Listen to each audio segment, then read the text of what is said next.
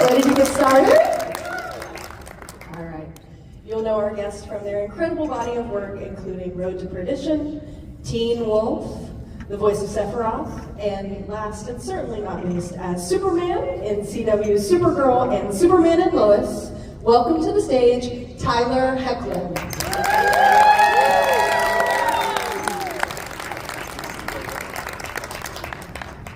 Hello, everybody. How's it going? I know, they're so sneaky. It is Sunday. That's right. Maybe they partied hard last night. Did we have a good time last night?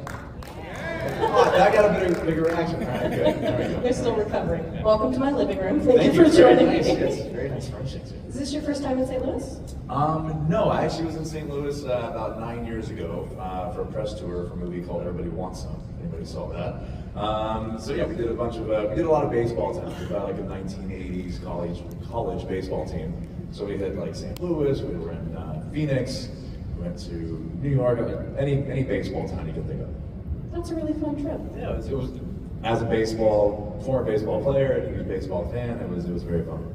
Have you been able, I know that at these conventions, most of the time we just shackle you to the hotel in the convention center and don't really let you out. Have you been able to go out this time and see anything, or do you have any plans? We did. Last night, my good buddy Joe Mazzello, if anybody was here over the weekend, I played Tim in Jurassic Park, and it was in Bohemian Rhapsody and everything.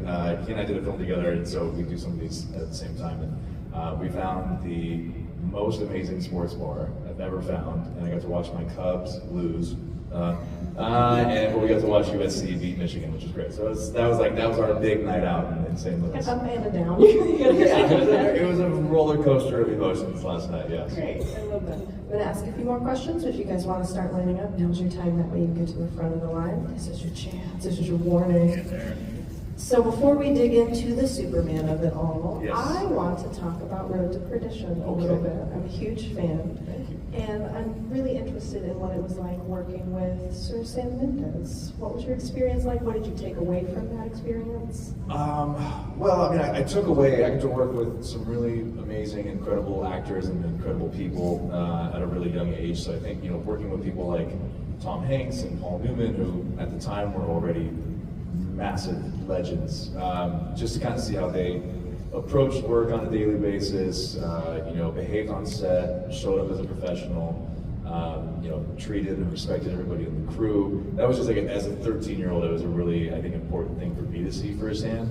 The business and the town can be kind of crazy and they can kind of get to you, but it was nice to have really wonderful examples at that age of how to just conduct yourself as a professional. So I was always very grateful for that. And working with Sam was just, still to this day is, obviously in the conversation of just the safest I've felt in the hands of a director, and just feeling like you can try things, and someone's gonna be able to tell you that worked and that was great, or they can definitely say, do it again. Sure, don't do that again. And he was just, he was great. I remember on that, and it's something I've been able to do with, when I work with younger actors now as well, as they didn't treat me like that. They really kind of treated me as like anybody else, any of the other cast members, which was like, you're here for a reason. We hired you to do a job, and we expect you to do that job. So, I always remember that, and so I've been able to do that with the kids who played our children on Superman and Lois. Was always like, man, I'm not here to tell you how to do, you know what you're doing. Happy to help along the way if you have questions, but it was the best experience I can imagine that could have been. So that's really sweet. It's nice that you've carried that forward and continue that legacy. That's amazing. So you've been part of some really binge-worthy shows. Yeah. I'm curious, what are your binge-worthy shows? What has like sucked you in and you just couldn't stop? You just had to push through watching? Succession got me like that in the beginning, and then Peaky Blinders is my number one. Game of Thrones, definitely high on the list. What's the most recent one? The most recent one that I binged was Mobland. There was one clap. That's great. There we go. Is that an audience plant? Yeah, exactly. Mobland was the most recent one that I watched. That I did hear was getting another season. So yeah. That's exciting. Yeah. You had me at Peaky Blinders. I just heard a ringing in my ears good. after that. That's Tommy Show. That's right. I just Let's all just sit and think about killing Murphy for a second. All right, that's fine. So we're going to move on to the Superman of it all. Sounds good. I'm curious, how did your time as Clark, as Superman, did it impact you as a person after you moved forward, after playing that role? I think in the sense that now, someone asked me this the other day, like, how does it feel like knowing that it's always going to be a thing? And I think that was something that I probably didn't think about much at the time because it was just, you were in it. But I actually watched did anybody see the Christopher Reeve documentary? The Superman? Yeah, it was a great documentary. Really, really great documentary. I remember at one point they were talking about, after his accident and stuff, and he was going through, I think he made a speech somewhere, and they was taking him out through the back, and somebody was like, "You'll always be our Superman." And he was like, "Yeah, I didn't realize, like, to these people, I'll still always be their Superman." That was something that would never even dawn on me. Like, oh yeah, whenever this is done, which I knew would happen someday, I was like, the lingering effect of that, of like, it's always going to be, that's kind of like just starting to sink in now. And it's very cool just to be a part of it. I'm very proud of the story that we got to tell with our show, and excited for what's next and new for Superman and all the other people involved in that. I thought David did a great job in the new film, so it's in good hands. Yeah, it was a special experience. I really enjoyed it. I think we're all really grateful to have you as part of that legacy. Thank you. Yeah, Thank you very much. This is not about me, so I'm going to turn it over to the folks now. If you want to step up to the mic, say your name, and then ask your question. It's your turn. Hi, I'm Eliana. Hi. So Tyler Posey said that he's going to make a new T-Wolf. Just want to know if, you're a part of it or if you know anything about it. He's a liar. I actually talked to Posey the other day. There's always been talk, at least in the very beginning when we did the first film, there was always conversations of maybe it's more than one, maybe it's something else.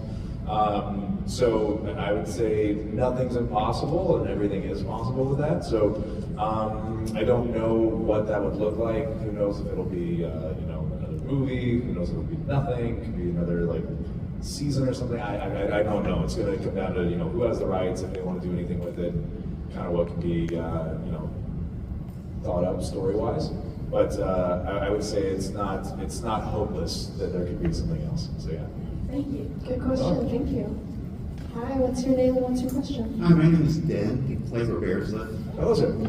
And my question is about preparation. I know as an actor you try to prepare for a particular role and draw from some kind of influence to portray it. How in the heck do you do Superman? As cheesy, as cliche as it will sound, it was my dad. My dad was kind of the inspiration for it, especially a lot of the Clark stuff. A lot of the Clark stuff was Papa Hoechlin, I would say, for the most part. And then the Superman stuff, I don't know, man. To me, I just had a strong impression of who I felt this guy was. There's the dual personality side of it. There's in personal ways I can draw from that in certain ways. So I don't know. The idea that he's the best of us, to me, that was just always the guiding line. I was even if the situation was complicated, I'm this is who he is. He always does the right thing. It's uncompromising. So. I think there are situations where I always found it interesting to try to play with the notion of that and what is the right thing. But at the end of the day, it's just he's doing the right thing. I think usually we all know the right thing to do, and so he's just better at choosing that constantly. Thank you. Good question. Hi, what's your name and what's your question? My name's Noah. First off, go Cubs as well. Go Cubs, go! Get him next year. Oh, yes. Sorry, St. Louis, I know. My question is, with Superman and Lois unfortunately ending after season 4, is there any Superman villains that you would have wanted to fight, per se, if the show had kept going, per se?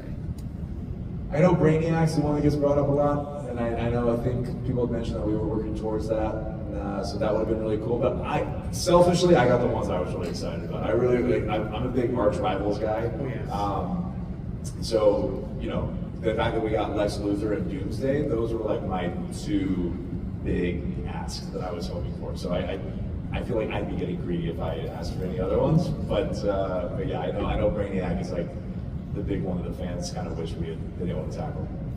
Thank you. Thank you. Question. My name's Dana. And I was just wondering, like, how you fell into the role of Sephiroth. That kind of describes it. Yeah, it was a random audition that came through, and I have to admit at the time I wasn't all that familiar with it, so I went in, did the audition, which was a new experience for me, going into a room and just doing the voice, and we did that for maybe 15, 20 minutes. Thought it was good, thought it was fine. Never heard anything for like a year.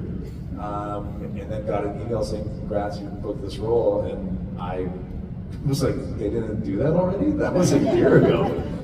Because usually if you're casting for a film or a TV show, it's like it's a few weeks away. And so I was leaving a movie theater one night with my brother and some friends, and I got this email. I was like, I think I just got the job. I just got this job. And again, I still wasn't all that familiar. I familiarized myself with it a bit more. I started to learn kind of how big he was, but it really wasn't until some people started stopping by the cons and stuff like, they're one of the biggest villains of all time. And I was like, oh, cool, sweet. And anyway, it was fun. I got to do that while I was shooting Superman and Lois sometimes. So on my days off, I'd be able to go in and do that. So I'd go from playing like superhero to anti-hero, and it was really fun. It was really cool. How's it going? Good.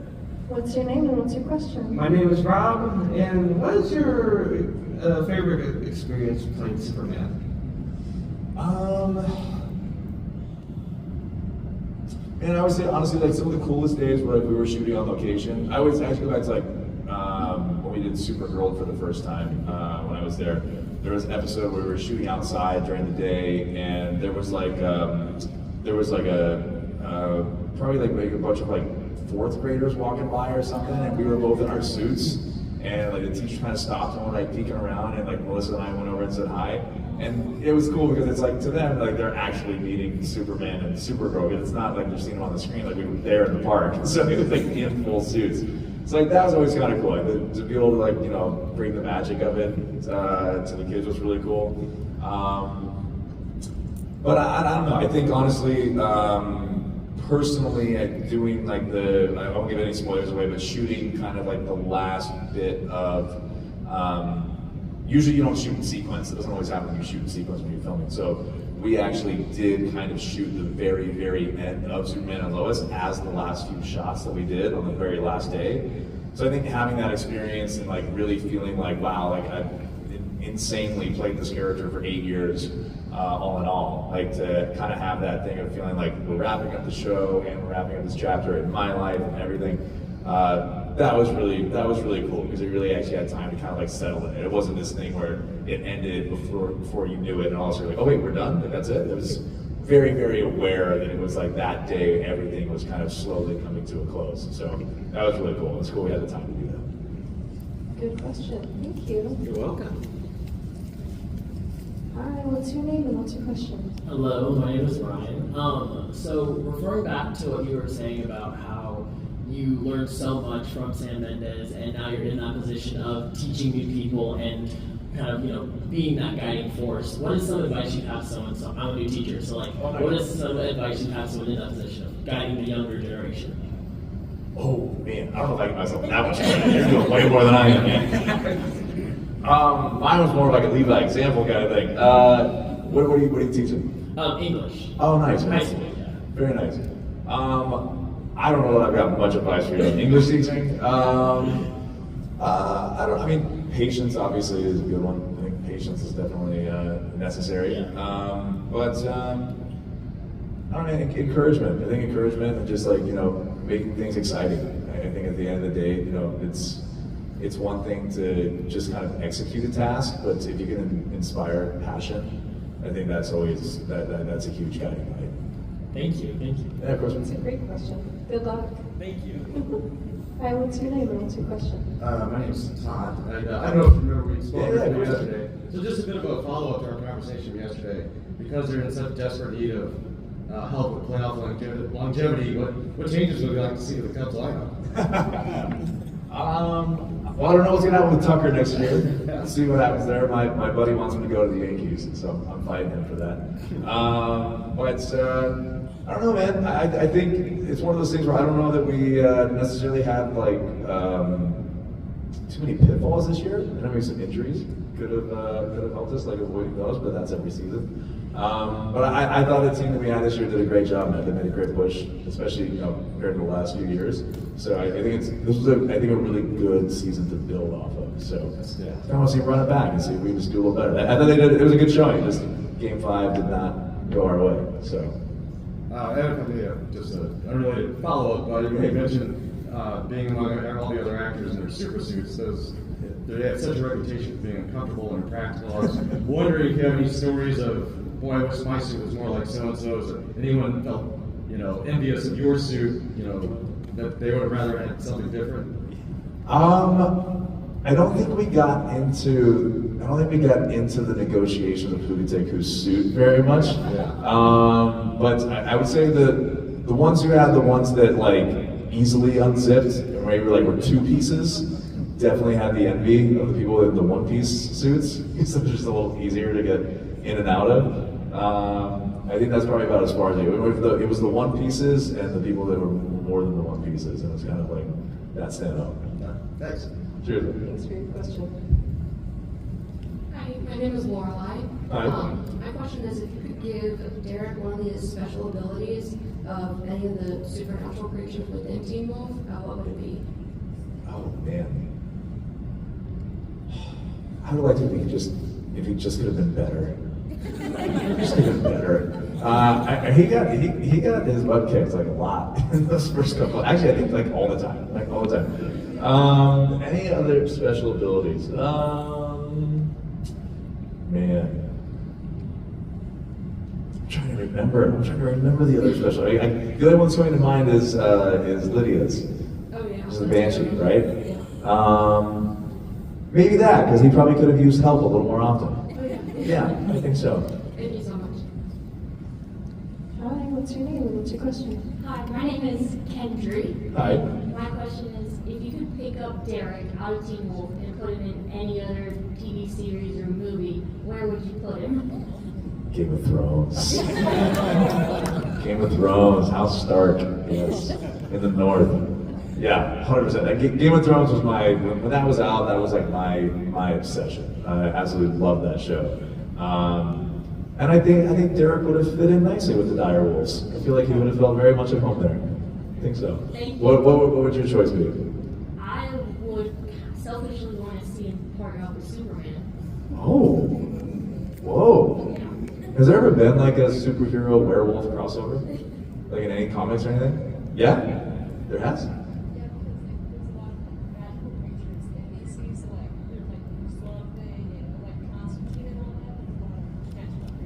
Get out of here. I can make a phone call. We'll get out of here. See what we can do. I know some people who might do this. Thank you. Thank you. What house on Game of Thrones do you identify with? You. Me? Yeah. I think Stark. Are you Stark? Yeah, I feel that. I feel Stark energy. Yeah. I was like, I could be a distant cousin of these people. I feel like. You like the cold? I don't mind the cold. Okay. If there's ski slopes, I don't mind the cold. And it's all right. Perfect. Hi, what's your name and what's your question?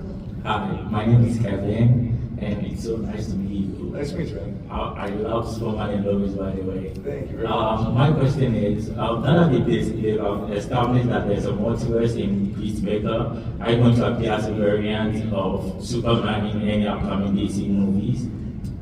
I don't have any plans right now, but I have no idea. There's a lot of conversations that go on behind a lot of closed doors that I'm not privy to. So who knows? I think nowadays with the multiverse stuff, like anything is possible. And I had a great time, so if they call, love to run it back. But I don't know of anything at the moment. And let's be honest, even if I did, I couldn't tell you. Yeah. But genuinely, I've not signed anything saying I can't say anything yet. If that tells you anything. But is that something you guys would like to see? Yeah. Let them know. Thank you. Thanks, man. Hi there. What's your name and what's your question? Hi, I'm Jackson. Have you watched the show yet? I've Watched the show yet? I'm going to start on that this week. So, my question is, what power does Superman have that's your favorite? Mine? Flying. Doing a lot of these shows and stuff, and just traveling in general. I would love to just be able to sit there as quick as I can. That's my favorite one. But, man,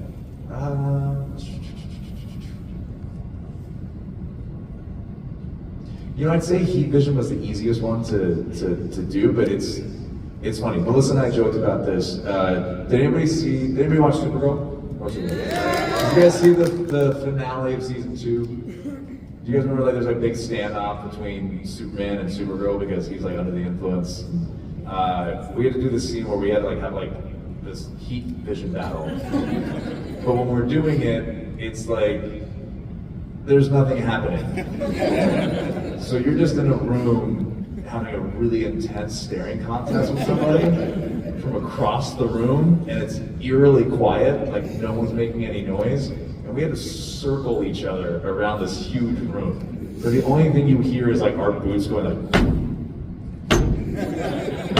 and us having this huge standoff, looking at each other, and we were dying laughing at every single time they called a cut. And we were like, this is going to look like the dumbest thing ever if they don't put in these effects. And so you put a lot of faith in like the effects people that they're going to make it look cool and they're going to add some music, because otherwise it just looks absolutely ridiculous. It was a lot of fun. Cheers, man. Thank you.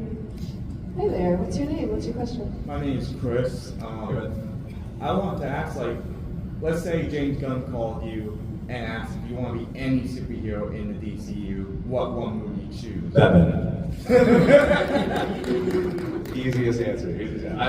Batman was the one I grew up with. Like that was my guy. I always wanted to be either James Bond, Batman, or Indiana Jones. And I found out that you have to be slightly English to play James Bond, so that one was out. So I'm kind of left with those two. So in DC, I would love to play Batman. What about Marvel, if they call you? In Marvel? Yeah. I just feel like Wolverine made the most sense, but I'm not claiming it. You gotta be really careful. I love Hugh Jackman. He's a global treasure. Australia, don't get mad at me. A global treasure. He'll play him till he's 95, I know. But Wolverine always, to me, was one of the ones that made the most sense. And I do love that character. I love Logan. But there's probably a few in there that'd be fun to tackle. All right, thank you. Thank you, man. Thank you. Hey there, what's your name? What's your question? My name is Jeff. I really enjoyed Superman, and I wanted to know about how dark the writing turned when Lex showed up. Because it felt like a family-friendly show, and then it turned into Saul, where he's like punishing and killing Doomsday over and over and over. And I was like, this felt really dark. Yeah. And I didn't know if there was conversations that happened around that time.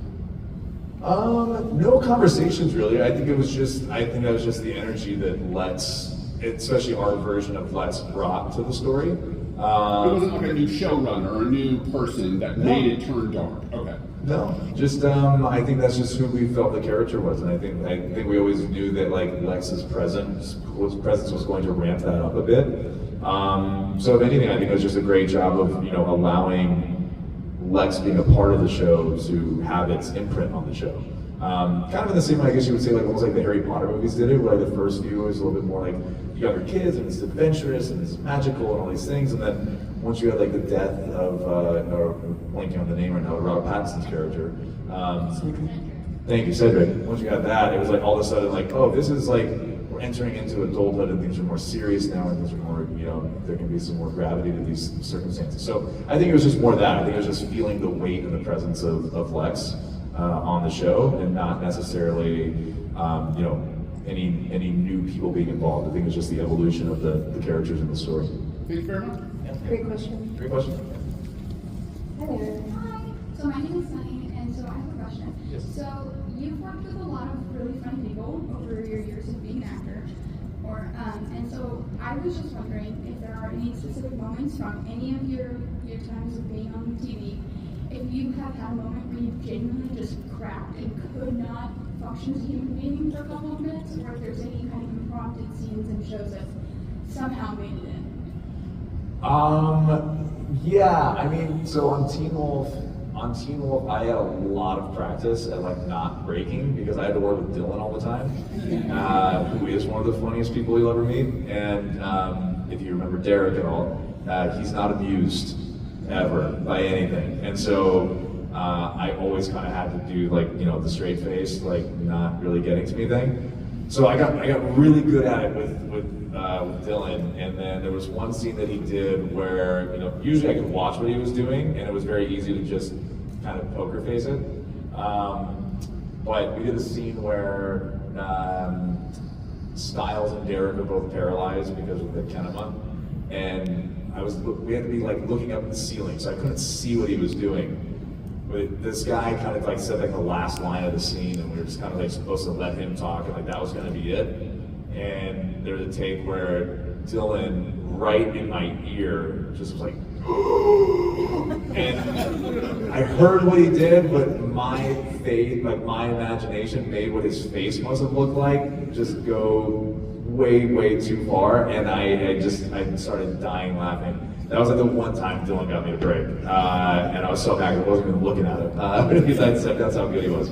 But yeah, I mean, it happens on set all the time. It happens on set, you just kind of, you get into a bit of like, especially like if you're doing late nights, if you're working until 5 or 6 or 7, 8 in the morning sometimes, usually the people that aren't up that late, I'm a bit of a night owl, so it doesn't usually hit me as hard, but the people that are not like that, around 4 or 5 a.m., you get some very delirious people. You put them all in one room and try to have them act serious when there's any kind of, you know, especially like supernatural things involved or just like super high stakes. It just becomes very funny, and it's yeah, you can get into these like laughing fits that everybody's got to take a quick break. The director has to be like, guys, I get it, but like stop. It's expensive. Your laughter right now is very expensive, and they don't like that. So. You gotta move on, but yeah, it happens. It happens a lot. Awesome, thank you. Thank you. Hey there, what's your name and what's your question? Hello, my name is Justin, and it sounds like both shows were like really fun to film. Which one do you think has like funnier bloopers? Oh, that's a good question, man. That's really tough. That's really tough.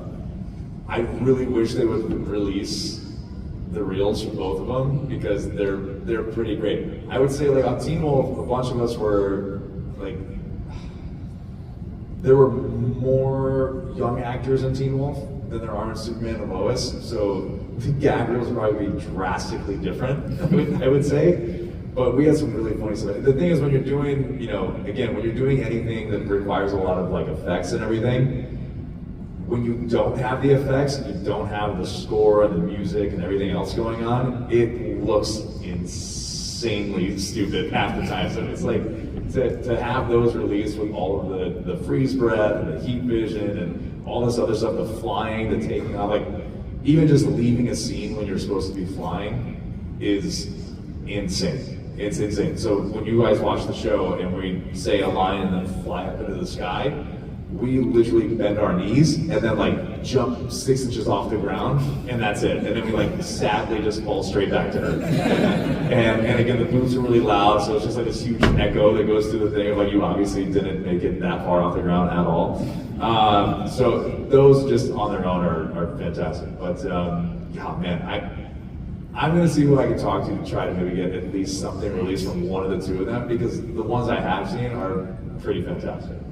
So, see what we can do. Good question. I would love to see a compilation of just the takeoffs over and over, like every single one, just the one, just the so sad. It would be so sad. in silence. I want nothing but the look-ups. I remember I had a buddy that I did. I think it was my friend J.R. Bourne from Teen Wolf. I had gone up to do the first episode of Supergirl that I was doing, and he called me one day. He's like, hey man, like how's it going? You okay? I was like, yeah. What's up? He's like, oh, I saw this video of you and you seemed like maybe it wasn't going so well. I was like, what are you talking about? And he was like, oh, I saw this video like this scene where like you took off. I think a paparazzi had like videoed something. He's like, you kind of walked off set and it looked like you were kind of like kicking the ground, just like a big kid like throwing a temper tantrum. And I was like, really? And he's like, yeah. And I saw it later. It was just this video. It was right after I had to do that. Basically, it was a scene where you fly off. They have to yell freeze. Everybody has to stop and like hold in place where they are. And then you have to like quickly leave the set. And then they say, and action. And then everybody picks up like you just flew off. And so I just had this huge cape that I think the cape weighed the cape was it was a huge leather cape, like a 20-pound cape that you had like on your back. And so we called cut, I ran off, And I think it was just the fact that I was just kind of like, just getting off the set, and I was like, oh man, they gotta wait for me and all this stuff. And it's just like, I started kicking the ground.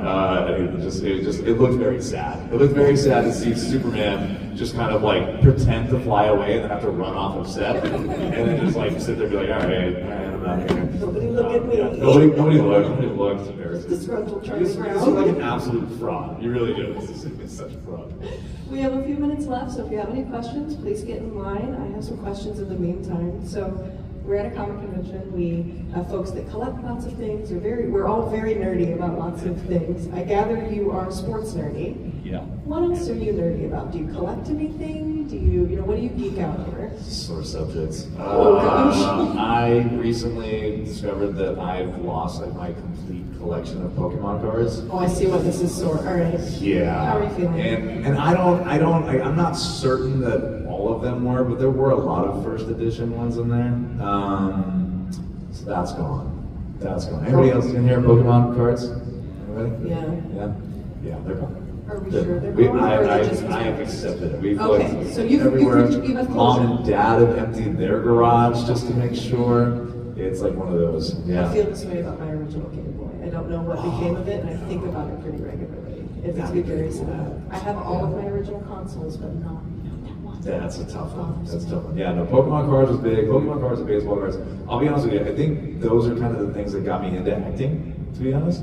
I was 7 years old and I found out from my parents that I had done like commercials as a baby. And I asked them, I was like, did I get paid for that? And they said, yeah. And I went, oh, I could do that again. And I could just get baseball cards and video games like whenever I wanted. I don't have to wait for allowance. That'd be super cool. And so like that was like the initial thought, like, oh, maybe I should get back into that. and then I got like a letter in the mail for this, we got a letter in the mail for this like mass audition that this acting school was holding at the convention center near our house. And I had a baseball game that day, and we had a freak rainstorm come through and flooded the field, so we didn't have a game. So we're like, oh, let's go to that acting audition thing. And that's how I got into acting. It's a really fortuitous decision. Very, very, very crazy, very random, yeah. So other than Pokemon cards and video games, what motivates you to keep acting now? I mean, you've kept doing it. I've been doing it for a long time. I like telling cool stories. I like telling great stories. I like character work. The trailer you guys just played before I came out here, I'm like, yeah, that's like, movies are great. I like that we, I'm an existential person. I like to think about why we're here and why we do the things we do and what's it all about. So that was actually one of my favorite films I got to be a part of. Was a movie called Palm Springs. If you haven't seen it, very Groundhog Day kind of film. Andy Samberg, Kristen Milioti, really, really great cast, and I was lucky to get a small piece of that one. But it was cool. It was just a great movie about like what does it all mean and what's the whole point of this, and I like exploring that stuff. So I think it's cool when movies do that. It's amazing. Welcome back. What's your question? Do you think you're faster than the Flash? Like you're Superman? Of course. Obviously. You don't. You're wearing the sweater. How are you not on my side on this? Because, like you said at the ending of season 2, Supergirl was like kind of better than your Superman. Okay. And then the Flash. Her name's not the Flash. Yeah. And it's kind of like implied that they were either like the same speed or like. So. Well, I'm just gonna say being better doesn't mean faster. Come on. Are you just like playing devil's advocate? Yeah, okay. So if I would have said Flash, you'd be like, oh come on, it's gotta be Superman, right? I just know that it's implied that Supergirl is kind of more powerful than Superman in the CW. I will not give Grant the satisfaction of this. I refuse. Thank you. Thank you. Hi there, come on up. What's your name and what's your question? My name is Mercedes. I was just wondering, how was it when it was time for Bizarro? In what sense? In what sense? Like every day when it was time to be Bizarro, or just like when that whole thing presented itself? When he first started it, like how was it? Was it fun? Was it hard? It was a lot of fun. I mean, so the cool thing with that was, with Superman, you can still be creative, but there's kind of a box to play within for Superman. There's just certain rules and boundaries that you can push the boundaries, but you can't like break them. And at least for me, I didn't want to be compromising in certain areas for him because I didn't think that's who he was. But with Bizarro, it was like, oh, I get to play this character, but with no rules. It can kind of be whatever. So that was really fun. That was a really, really cool thing to be able to do, and to explore that character without boundaries was really exciting. So it was a lot of work, definitely a lot of work, playing both sides of it, doing the fight scenes and doing both sides of it. But it was a lot of fun. It was a really cool character to explore. And I thought it was really creative the way that they introduced him and the background and everything. And I thought they did a great job with that. The writers always did a great job. That's what I was thinking. When I first saw it, I was like, oh my god, she looks so awesome. Yes, and huge shout out to Trisha Porter, our amazing makeup artist. She worked really hard on that, and she stressed a lot about that. But I always thought she did a really fantastic job. So I thought our Bizarro looked pretty cool. I thought it was awesome. I loved it. Thank you. I'm glad you enjoyed it. All right, well, I think that'll be our last audience question. What is next for you that you're allowed to tell us about? What are you working on? We have a film announced called It Happened One Summer, a little rom-com that I think we're going to do with a team of people that I've worked with in the past. So excited about that. That'll be the next thing. And then after that, is the nature of it. We'll sit and see. See what happens? See what happens. All right, everyone, give it up for our guest, Tyler Hoechlin. Thank you very much, guys. We're going to do a stage selfie now. So what that means is this is your chance. You guys can come up to the edge of the stage. Don't come off the stage though, just up to the edge and then squeeze in together